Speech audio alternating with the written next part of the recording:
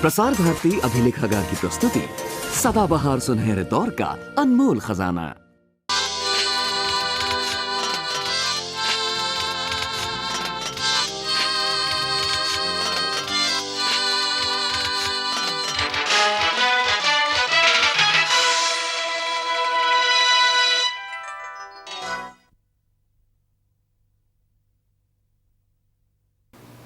We are in the midst of a very busy shooting schedule taking place at the Natra Studios, as it is called today.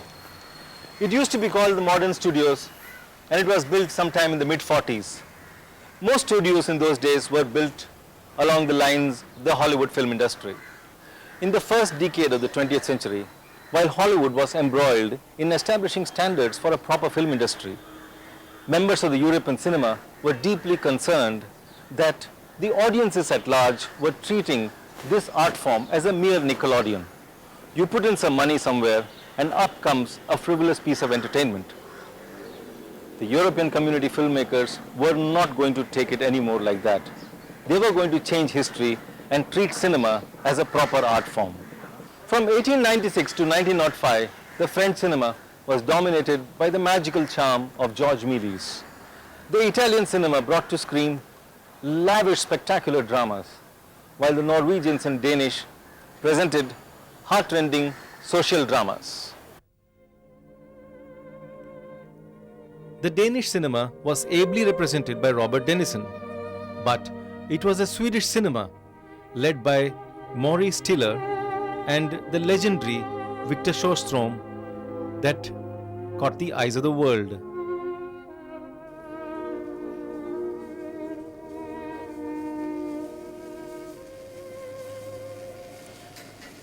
Films like Terje Vegan, made by Victor Sjöström, were to have a very great influence on the contemporary Swedish master Ingmar Bergman. What is important to note here is that these films were very powerful both in form and content. All of them were technically very sound and even very innovative for those days. The grim saga of Terje Vegan would be the precursor for the realistic films that would become popular in Europe about 40 years later as the neo-realist movement. Under the expert eyes of Victor Sjöström, the camera observes all the details required to create a realistic scene, while at the same time it takes the viewer through the emotional tensions of the poor hero.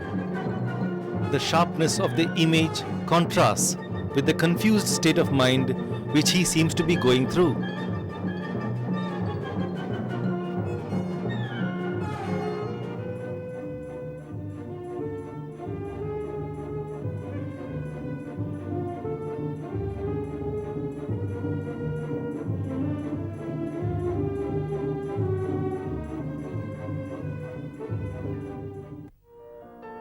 On the other hand, the situation across the channel in France was quite the opposite. To produce films such as these, Georges Méliès built a glass-enclosed studio in Paris. Seeing the enormous success of the fantasy films, the businessman in Méliès created more lush, phantasmagoric sets. To increase the popularity of his films, he even employed 21 women at the studio to hand paint frame by frame each and every print that rolled out. The enormous costs drove Méliès ultimately to bankruptcy in 1923, but till then he was the leader in the race.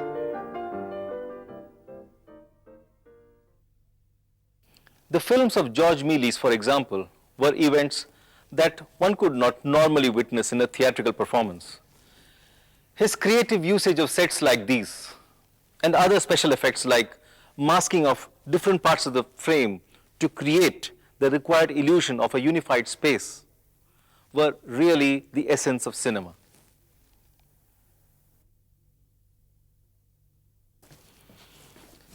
These films required a lot of work besides creative instincts. Such projects would not have been possible if the people who were funding these works had their eyes only on the box office. At the same time, the European producers were not naive and unprofessional. For example, Pathé Frères or Pathé Brothers, who were the biggest production concern in France at that time, were also the distributors for the films of George Méliès.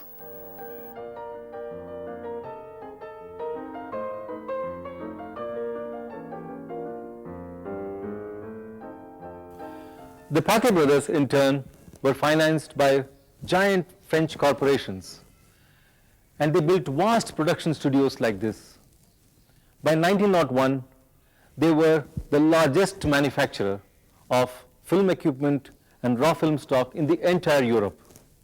They were all set to go international. Very soon, they had their offices in remote corners of the old world, like Japan, Brazil, Australia, and even in India. But how would this compare to the scene in America at that time? In general, I would say that the American genres, the most memorable of them from the silent era, the Western or the slapstick comedy or the small town rural drama or a young couple lost in the big city, as in Paul Fajos's Lonesome. In the American genres there is, and films, there is a more emphasis on the physical, on action, on and the play of the landscape and of the cityscape is very, very powerful. Slapstick particularly, and the Western, one in the great opens of the West and the other in the urban atmosphere, are typical of this. It's a very physical cinema. On the other hand, in Europe you have a more painterly approach, a more aesthetic approach. Things are, even when spectacular films are made, there's more monumentalism, as in the French films of Abel Gance, for example. There is more vestige of the intellectual traditions of old Europe in European cinema.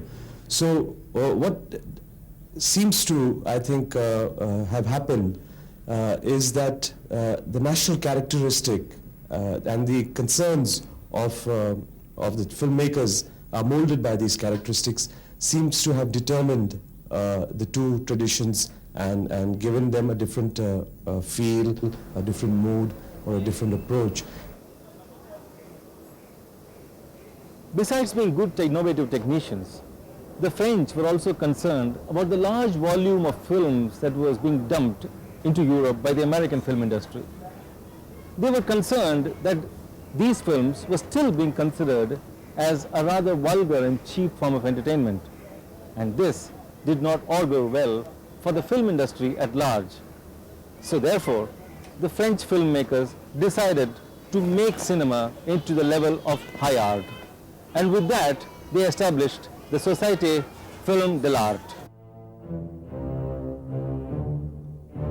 The society even commissioned plays to be written by the esteemed members of the Académie Française, and such plays employed the repertory artists of the Comédie Française. And since they were proud of their great plays written by writers like Molière, Victor Hugo and Balzac, the best alternative that appealed to the producers was to film these prestigious plays and their great performers. However, for all their intellectual pedigree, the lavishly staged productions of the Société Film d'Art were merely photographed plays. The camera occupied a static position like a member of the audience, and the frame assumed the function of the proscenium arch. All said and done, they did screen productions like this and also filmed the great plays of Sophocles, Shakespeare, Dumas, and believe it or not, they were really popular all over the world. Looking at the ornate, decorative, make-believe quality of these works, production houses all over Europe began to imitate this strategy. For not only was it cost-effective, but it was also a matter of working with well-proven scripts. Even in the flamboyant United States of America, this strategy worked out very well, and these films were in fact called high art.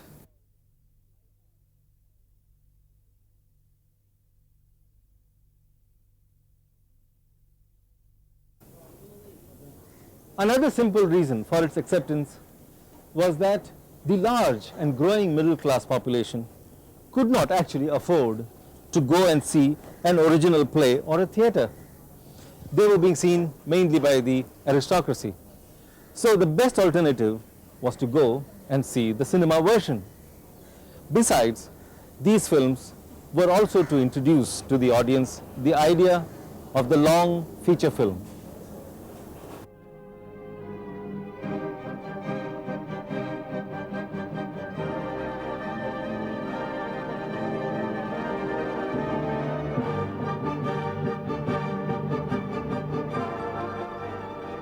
Another major film production company in Paris at that time was the Gaumont Pictures, founded in 1898. Their trump card was the very famous detective filmmaker called Louis Fouillade. His films were full of gags and chases, straight out of the comic strips. And between 1906 and 1914, he made hundreds of such short narratives, including the very famous Masked Fantomas.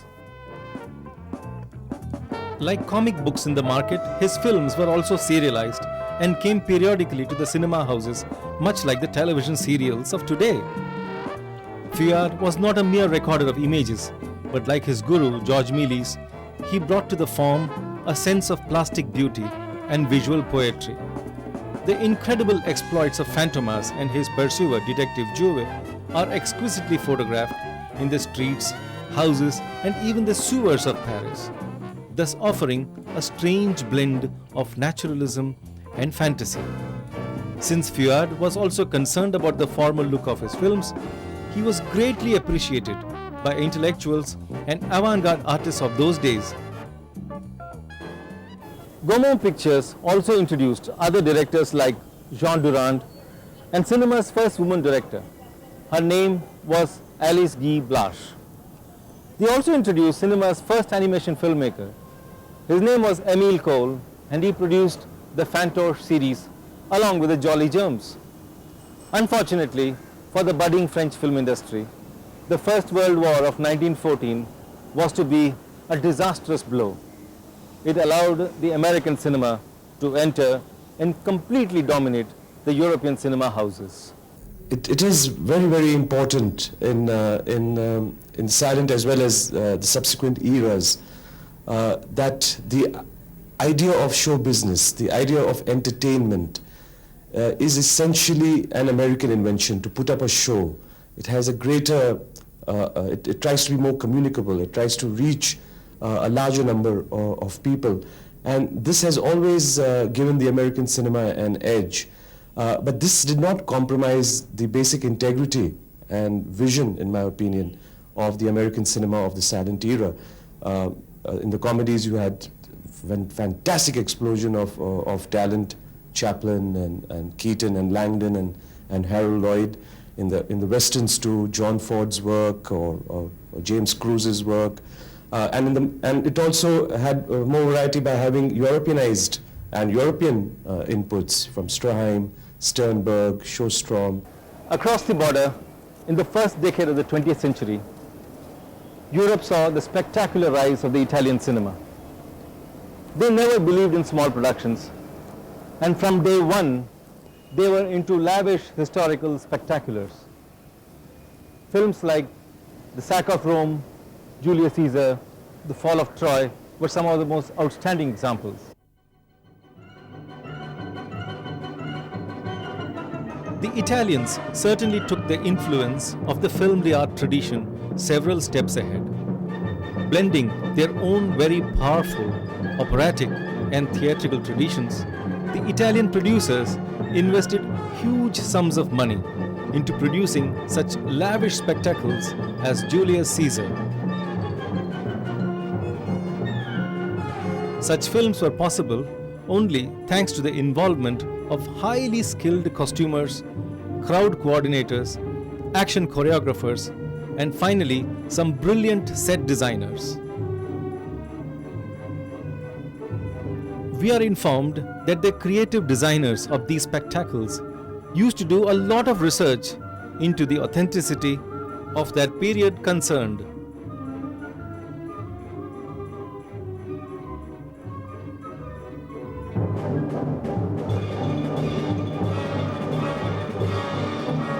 imagine a superior achievement like this way back in 1909, almost 90 years ago, and within just a little more than a decade after the birth of cinema, leaves one amazed and awestruck. The recreation of the crossing of the Alps by an army of elephants has yet to be paralleled by any other film until this day. But the coming of the First World War jeopardized all the possibilities of this film's success in the continent of Europe. But across the ocean in America, the film was to have a tremendous impact. Filmmakers like D.W. Griffith, Cecil B. DeMille, and Ernst Lubitsch acknowledged the power of this film and carried the experiments they had done in Cabiria to much greater heights. The Great War that Cabiria highlighted was to become a reality for Italy in the shape of the First World War. The rest of the Europe, reeling under their worst financial crisis, were to languish for a long time to come. But across the oceans, a part of the great British Empire, in the great Indian Peninsula, cinema was to establish itself as the most powerful medium of entertainment. But more about that in the next episode. Till then, goodbye.